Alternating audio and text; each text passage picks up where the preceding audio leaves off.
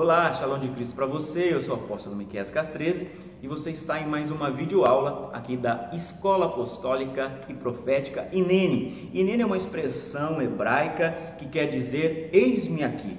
Então, que você responda ao Senhor, eis-me aqui, que você responda ao Senhor, Hineni, em nome de Jesus, porque Deus está chamando uma multidão de filhos para a grande seara dele, em nome de Jesus, amém? Eu quero hoje falar com você a respeito de um tema rápido, um tema autoexplicativo, mas que é importante a gente abordar, a gente tratar aqui junto com você.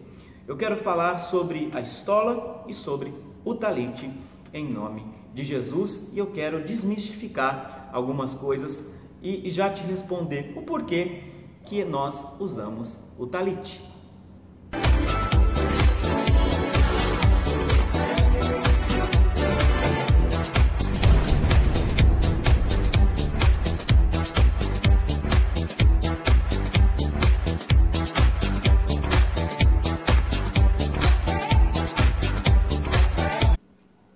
Bom, é isso aí. Nós vamos hoje falar sobre a estola e sobre o talite e eu quero ler algumas coisas para você.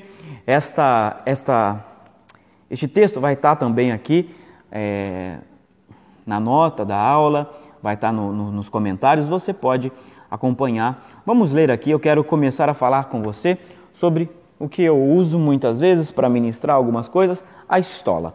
Vamos falar sobre a estola, uma aula rápida, para você entender o porquê que existe a estola e o talite. Vamos lá. Diz assim, a Bíblia fala da estola sacerdotal no Antigo Testamento. As vestes dos sumos sacerdotes eram feitas de linho simples, você pode ver em 1 Samuel 2,18, 2 Samuel 6,14, como eram as vestes de todos os sacerdotes. A estola, porém, era feita de ouro, estofa azul, púrpura, carmesim e linho fino retorcido. Êxodo 28:6. Isto indica que ela era uma mistura de lã e linho, visto que o linho só podia ser tingido de azul. A obra esmerada significa algum tipo de bordado. A estola dividia-se em duas partes. Uma parte cobria as costas e a outra o peito do usuário. A vestimenta era presa nos ombros por uma grande pedra de ônix. O cinto da estola era feito de estofa azul, púrpura e carmesim, entretecido com um fio de ouro, como está em Êxodo 28:8. A sua origem no cristianismo é imprecisa. No princípio, a estola provavelmente era uma tira de tecido de linho ou lã destinada a resguardar o pescoço. No Oriente, aparece como faixa no século IV, já como distintivo no Ocidente no século VI. Na Igreja Oriental, chama-se epitatriclion. É vestida pela cabeça e contornando o pescoço. Estende-se pela parte da frente até embaixo. Para a comodidade, as suas duas partes são costuradas ou unidas entre si com botões. Em algumas igrejas, sem a estola, o sacerdote não pode realizar nenhuma celebração. Na Igreja Latina, é uma espécie de faixa que o sacerdote pendura no ombro sobre o peito em cima da alva, túnica, e debaixo da cásula, a veste externa. O mais importante é uma questão histórica que eu quero dizer para você. Tanto na Igreja Oriental quanto na Igreja Latina, ela deriva da onde? A estola deriva-se da onde? Do manto judaico de oração, o talite. Nós vamos falar mais dele daqui a pouco. Ou o chamado também de horário, nome com o qual a estola era conhecida na antiguidade. A palavra horário é um termo relacionado a orare, que significa falar, pregar, o que torna este ornamento uma insígnia dos pregadores, algo que os pregadores usavam para simbolizar muitas coisas. O texto vai discorrer mais coisas, mas este horário pode ser traduzido como o talite, que é um acessório religioso judaico em forma de um xale feito de seda, que é esse talite aqui, que daqui a pouco nós vamos falar mais sobre ele, com as franjas e tudo mais. Mas eu quero focar aqui sobre a estola. Qual é o simbolismo da estola? O que simboliza a estola ou o talite. O talite tem mais algumas coisas específicas, mas vamos falar da estola. Quando você vai lá, muitos usam, né, a estola para simbolizar. O que simboliza quando um sacerdote ou algum religioso usa a estola? Qual é o simbolismo da estola? Esse é o mais importante, depois você descorre mais o texto. Qual é o simbolismo? Primeiro, ela simboliza poder e autoridade.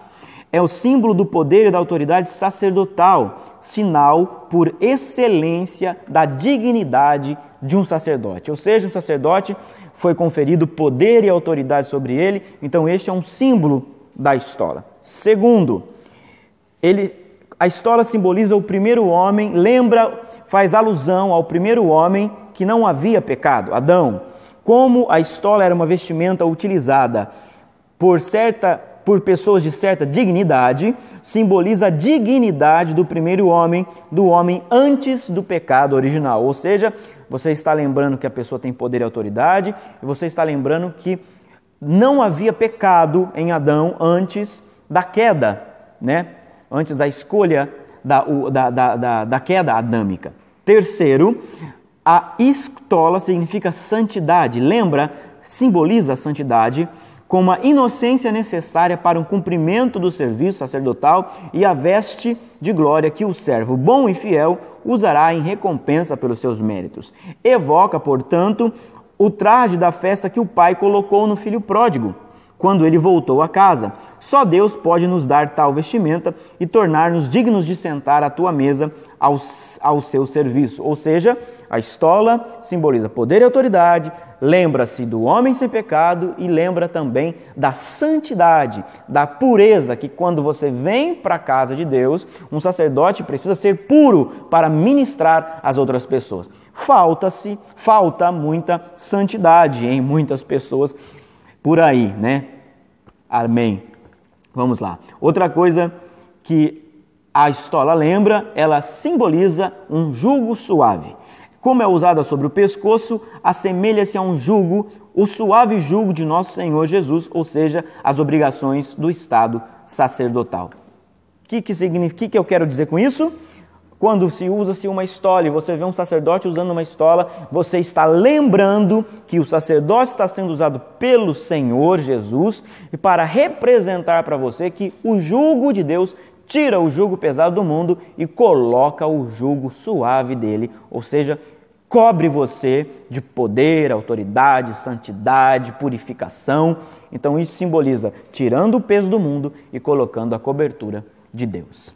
Outra coisa, simboliza também as cordas que amarraram, prenderam, puxaram Jesus. Você lembra do sacrifício de Cristo que ele fez todo o trajeto até o Monte Calvário, né? Onde ele foi ali colocado na cruz. Sétimo lugar, o que simboliza a estola? Ela simboliza um serviço ministerial. A estola do diácono, do pastor, do sacerdote é o símbolo do sacrifício e a generosidade do serviço cristão. Ou seja, a estola simboliza uma referência àquele que teve um chamado, que atendeu o chamado. Só que o mais importante, vamos lá. Então, para recapitular, os 7 simbolismos da estola: poder e autoridade, primeiro homem sem pecado, santidade, jugo suave. Simboliza também, eu esqueci de falar o quinto, simboliza também ovelha, ou seja, a estola também simboliza as ovelhas que o bom pastor carrega nos ombros. Por isso, colocado nos ombros, o pastor, o sacerdote, carrega o peso de uma igreja, peso das ovelhas nos ombros. Então, poder e autoridade, primeiro homem sem pecado, santidade, jugo suave, ovelhas, as cordas, né, que Jesus que puxaram Jesus e o serviço ministerial. Só que o mais importante, vai estar no texto para você ler mais detalhes, mas o mais importante que eu quero dizer para você é o quê? Para nós, cristãos, que protestamos, os protestantes, os cristãos, a estola está relacionada à toalha que Cristo usou para lavar os pés dos discípulos. Ou seja, simboliza a toalha que Jesus segurava assim e lavou os pés do discípulo. Essa estola simboliza o serviço, simboliza o chamado, simboliza o fato de que nós somos chamados para servir, nós somos chamados para ser como Cristo, nós somos chamados para ser servos, sermos servos de um povo, sermos trabalhadores em prol de Cristo. Esse é o mais importante quando você vê um evangélico, quando você vê um cristão. Para nós cristãos, algumas igrejas mais tradicionais não se pode ministrar, não se pode fazer nada sem a estola, por causa desse simbolismo. Eu não estou dizendo para você que é obrigado, a estola não é o véu que está tampando, não é nada disso. A estola, você vai ler aí no texto, onde está discorrendo várias coisas, estude mais sobre isso, está aqui embaixo, não sei onde você está me assistindo, se é na fanpage, está embaixo, aqui no texto, se é no YouTube, está na descrição do vídeo. O mais importante é que a estola, para nós, representa, eu vou ler de novo aqui, olha, João 13, 3 a 5. Jesus levantou-se da ceia, tirou as vestes e, tomando uma toalha, cingiu-se. Depois deitou água numa bacia e começou a lavar os pés aos discípulos e enxugar-lhes com a toalha que estava cingido. Ou seja, a toalha que Jesus estava usando, ele pegou a toalha e lavou os pés dos discípulos e enxugou. E está dizendo, eu estou como servo bom e fiel. É exatamente isso que simboliza para nós, cristãos, a estola, um serviço ministerial sobre todas as coisas. Essa é uma aula rápida sobre a estola e daqui a pouco eu vou falar com você sobre o talit, o manto de oração dos judeus. Isso aí, continuando a nossa aula sobre a estola e o talit, nós vamos falar agora sobre o talit. O talit, em poucas palavras, é um manto de oração judaico. Eu quero ler para você algumas coisas, esse texto vai estar aqui nessa aula, você pode acompanhar o texto embaixo, mas eu quero ler algumas coisas para você rapidamente. Há dois tipos de talit, o pequeno, o talit katan, também chamado de tzitzit, usado durante o dia, debaixo da camisa, e o talit gadol, que é o talit maior, usado apenas por homens casados, somente na prece matinal. Existem algumas características do talit. Eu quero fazer uma aula pequena, uma aula rápida, para você ler mais, estudar mais no texto que está abaixo. Você pode ler completamente, não vou lê-lo total, mas as franjas do talit, olha, as franjas, como você está vendo aqui, olha, as franjas, tá bom? As franjas, cada parte do talit tem um simbolismo, um significado. Vai ter no final dessa aula também um vídeo extra, falando os detalhes de cada coisa, de cada detalhe do talit, e gravado por um irmão lá de São Paulo, do qual é amigo nosso também. Então vai ter um vídeo extra para você ver isso, que está no nosso canal, youtube.com/miqueiascas13. Então, as franjas, os tzitzits, todos os detalhes. Então vamos lá. As franjas do talit são denominadas tzitzit. Funcionam também como lembrança dos mandamentos da Torá, ok? Ao colocar o talit, deve-se ter em mente que Deus nos ordenou que nos envolvêssemos nele, a fim de que possamos nos lembrar de cumprir os seus mandamentos. Então, quando você pega o talit e se envolve, quando você pega o talit e envolve-se no talit, você está lembrando que os mandamentos de Deus têm que estar ao teu redor. Quando você pega o talit e você se envolve no talit, eu vou deixar um pouco aqui para você ver. Quando você se envolve no talit, você está lembrando que os mandamentos de Deus têm que estar o quê? Sobre você, tem que estar se envolvendo. Você tem que estar envolvido em todos os mandamentos de Deus. Mas vamos continuar aqui lendo e eu quero... Vamos falar agora sobre as partes do talit. O talit tem duas partes. a veste em si, onde você viu que se cobre, e o tzitzit, ou as franjas.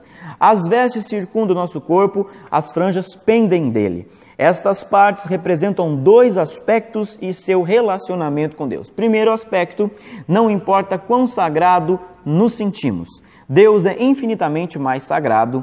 Ele é o talite que nos circunda. Ele é o Deus que nos protege, é o Deus que nos cobre. Primeiro. Segundo, mas não importa o quanto possamos nos sentir sagrados, Deus desce até nós e nos pede para falarmos com Ele. Ele é o tzitzit, que desce para segurarmos e beijarmos. Ou seja, você pega o tzitzit, quando o judeu vai orar, beija e lembra, se aproxima da boca, dá um beijo e lembra que Deus que nos cobre tem mandamentos, os mandamentos que nos faz alusão a todos os sentidos do nosso corpo, ou seja, Deus nos cobre e nos lembramos que Ele tem uma ordenança, uns mandamentos que desce, e por mais que nós possamos nos sentir sagrados, Ele é o mais sagrado de tudo. Vamos falar sobre os tzitzit. São pelo nome, de maneira que estão ligados à roupa. O equivalente numérico da palavra tzitzit é 600.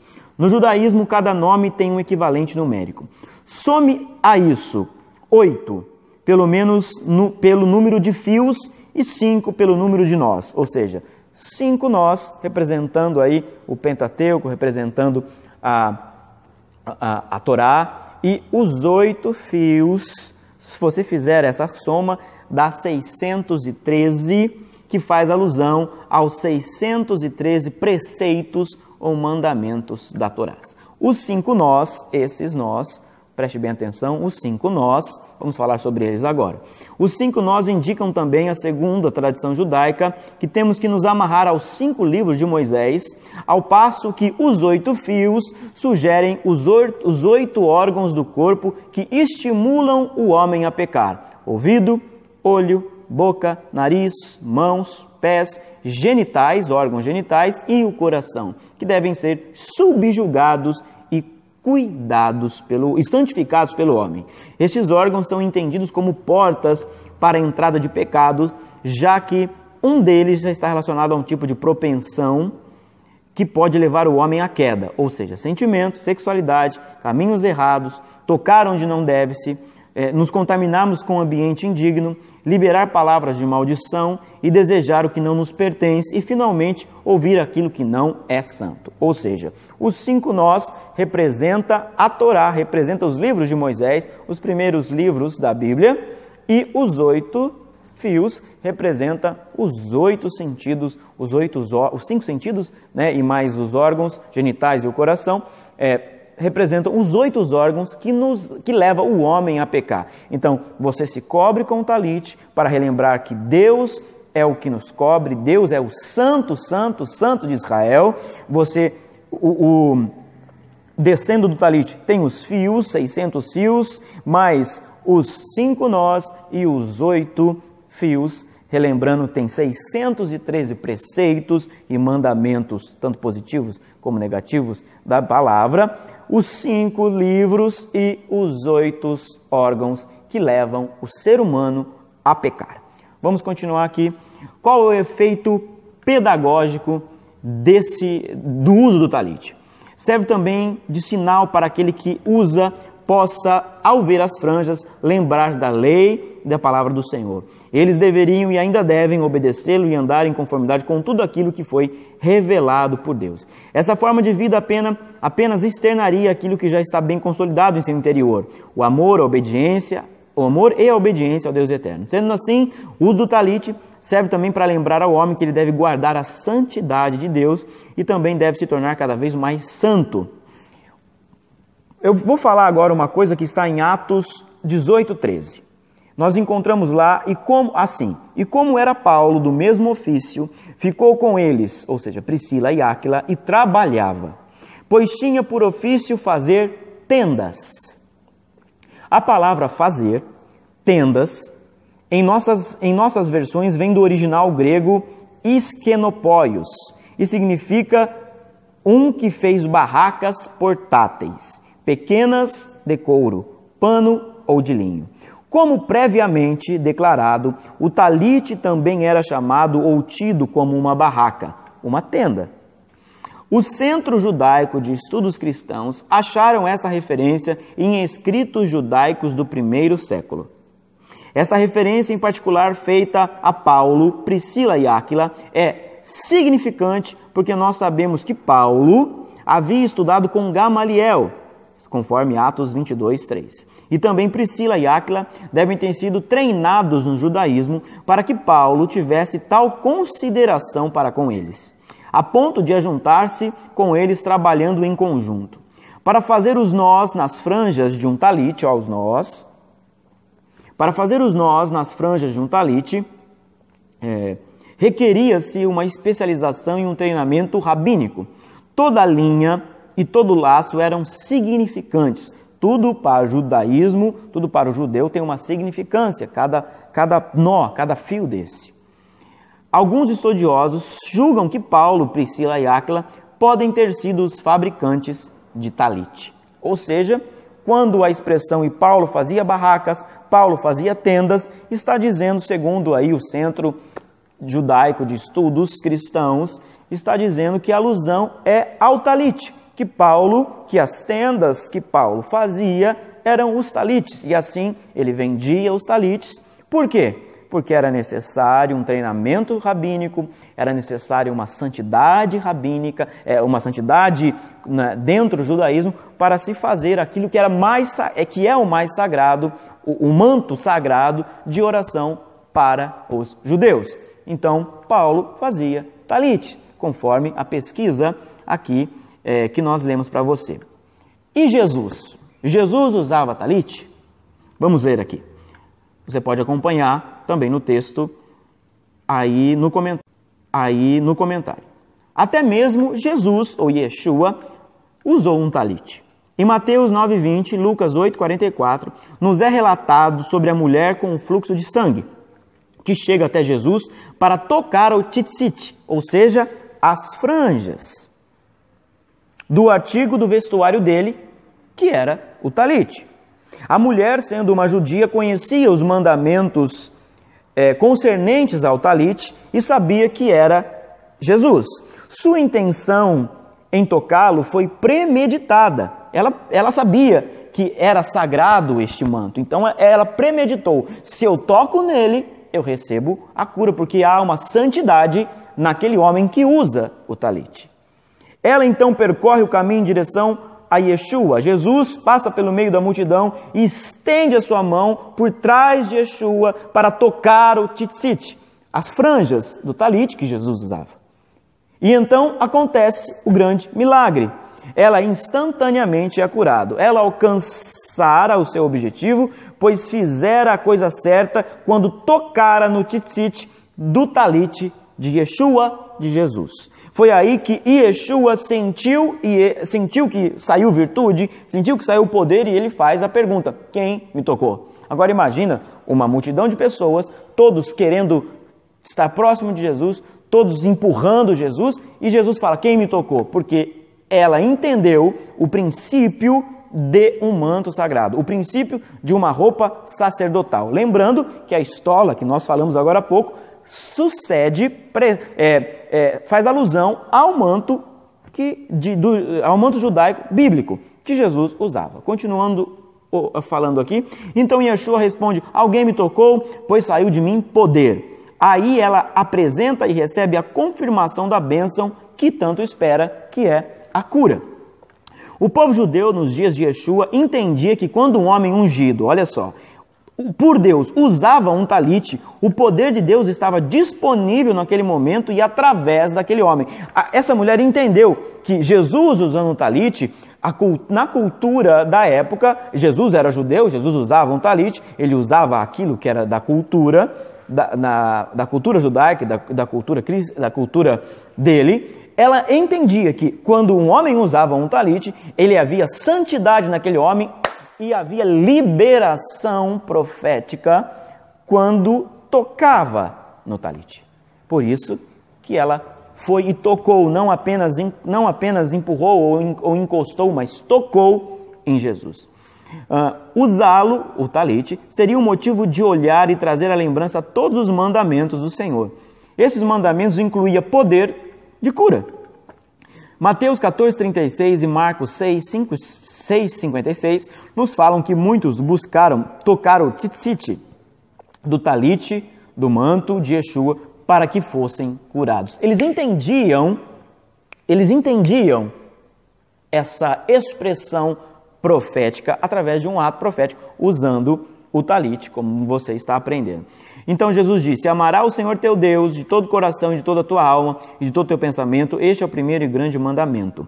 Mateus 22, de 37 e 38, os escribas dividiram os 613 mandamentos, os quais Jesus foi exigido saber já aos 13 anos, em 248 mandamentos afirmativos ou positivos, que correspondem aos ossos do nosso corpo, 248, e 365 mandamentos negativos que correspondem aos dias do ano. Ou seja, os 613 segredos, mandamentos que está no talit, ele diz: a cada corpo, a cada osso do corpo, a cada osso do esqueleto, 248 mandamentos representa a cada um osso.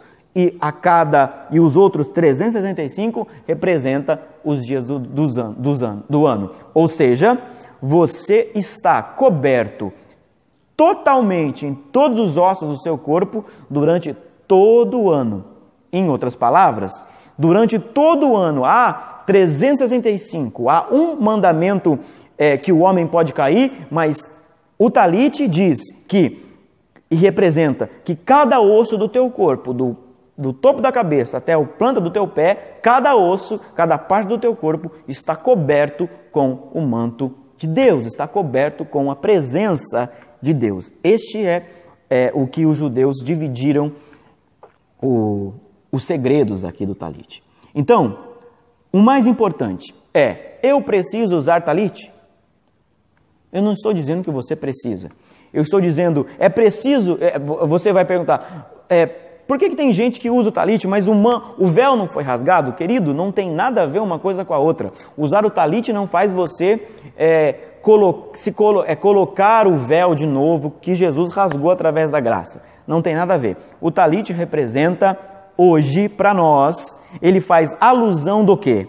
Para nós, hoje, tempo da graça, quando você usa talit, eu uso talit para ministrar algumas vezes, não é sempre, mas quando você usa o talit ou para orar, detalhe, o talit também é o quarto secreto. Você, quando vai orar, você se cobre com um manto de oração e você se fecha. Quando Jesus disse, se fecha no teu quarto secreto, é o talit, é você se cobrir e você se fechar, ficar isolado do mundo através deste símbolo.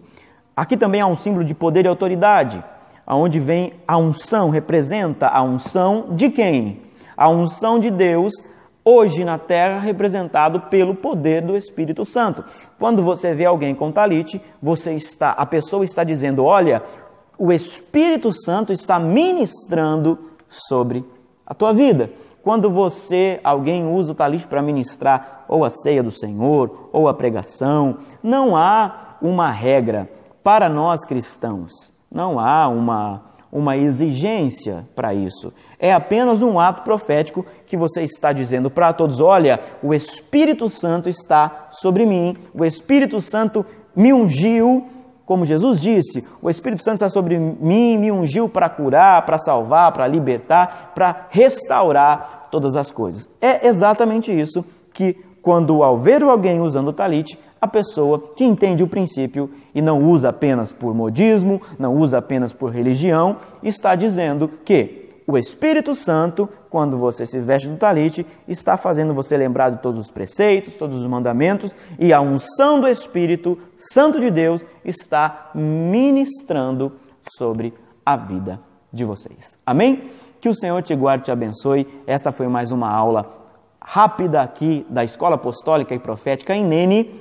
Lembrando que Hineni é uma expressão do hebraico que significa eis-me aqui, que você diga Hineni todos os dias ao Senhor Jesus, que a graça do Eterno seja sobre você e você que está sendo abençoado com essas aulas, com a escola aqui e todos os vídeos do nosso canal, Se você se sentir atraído, se o Espírito Santo constranger você para ofertar a essa igreja, a esse ministério, os links, a informação está também nos comentários que você pode nos ajudar financeiramente, porque para colocar tudo isso no ar tem gasto, tem disponibilidade de tempo, e se você está sendo abençoado, você pode nos fazer uma oferta de coração alegre, assim como a Bíblia diz, e de bom grado, que Deus o retribuirá em nome de Jesus. Que o Senhor te abençoe, que a unção de Deus venha sobre você, que o poder do Espírito Santo flua mais na tua vida, em nome de Jesus, e responda, viva o Evangelho de poder, dizendo, Inene, Shalom de Cristo para você.